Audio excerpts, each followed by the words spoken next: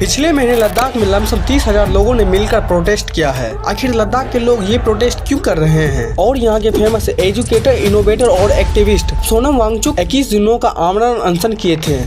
आमरण अनशन 21 दिन के चरणों में।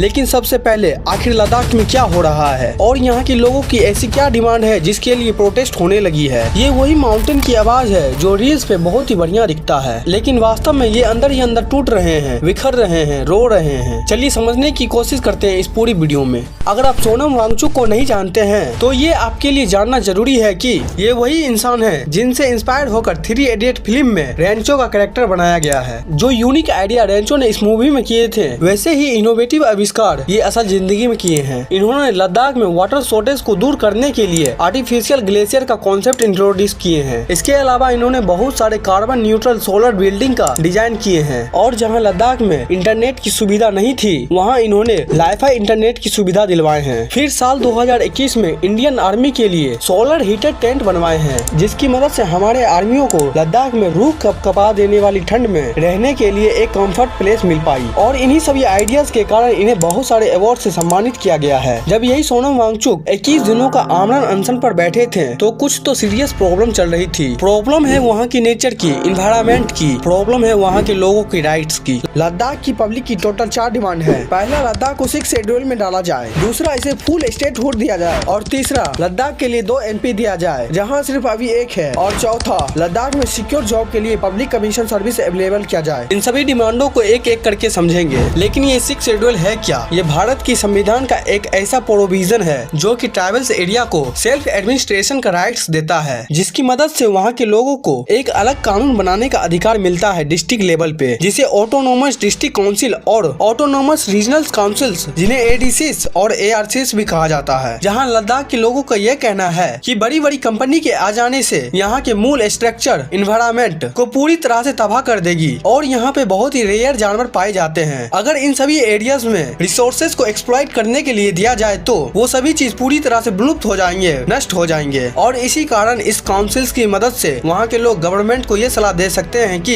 इस एरिया की भलाई के लिए क्या स्टेप्स लिया जा सकता है। और आज के समय में ये 6 शेड्यूल एप्लीकेबल है। आसाम, मेघालय, त्रिपुरा और मिजोरम में लागू है। साल 2019 में जब आर्टिकल 370 को हटाया गया, तब वहाँ के लोगों को लगा उन्हें वो सब मिल जाएगा जिनके लिए उन्हें पिछले 70 सालों का इंतजार किए थे। इवन लद्दाख के लोग यहाँ तक ये कहे थे कि ये उनका फर्स्ट इंडिपेंडेंस डे है, जिसके लिए वो खुश भी थे। लेकिन 370 हटने से ज्यादा वो दुखी इस बात से थे कि सरकार ने लद्दाख के साथ जो किया। 2019 से पहले जम्मू एंड कश्मीर और लद्दाख फुल स्टेट हुआ करता था। तब सरकार से जो भी फंड आया करता था उसका एक मेजर हिस्सा कश्मीर में यूज हुआ करता था और जम्मू और लद्दाख को बहुत ही छोटा अमाउंट मिला करता था, जिसका मेजर रीजन ये भी था वहाँ की सरकार कश्मीर की होती थी। फिर सिक्योरिटी के नजरिए से कश्मीर को फंड की ज्यादा जरूरत होती थी, जो लद्दाख के लिए काफी अनफेयर था। जब आर्टिकल 370 को हटाया गया, तब लद्दाख और जम्मू एंड कश्मीर को 2 अलग यूनियन टेरिटरी में डिवाइड कर दिया गया, जहाँ जम्मू एंड कश्मीर को खुद की लेजिस्लेटिव असेंबली दे दिया गया, लेकिन लद्दाख को कोई भी असेंबली नहीं दिया गया। और जहाँ लोकसभा में सिर्फ 1 MP दिया गया और इसी के नीचे विधानसभा में कोई भी सीट नहीं है। और यही रीजन है इन सभी प्रोटेस्ट के पीछे, जिस कारण इनका डिमांड है कि इन्हें 6 शेड्यूल में डाला जाए, ताकि ये अपनी कल्चर, अपनी सभ्यता और अपनी जमीनों को बचा सके। और स्टेट लेवल पर हमें फुल स्टेटहुड दिया जाए या फिर हमें खुद की लेजिस्लेटिव असेंबली दिया जाए, जिससे कि हम खुद के सरकार को भी चुन सके। और वही सेंट्रल लेवल पर हमें 2 MP दिया जाए, जिससे कि यहाँ पर कोई ब्यूरोक्रेसी ना चल पाए। और ब्यूरोक्रेसी को समाप्त करने का एक ही तरीका है 6 शेड्यूल। लेकिन सबसे बड़ी बात यह है कि 2019 की करंट सरकार ने 6 शेड्यूल का पार्ट अपनी मैनिफेस्टो में भी दिए थे।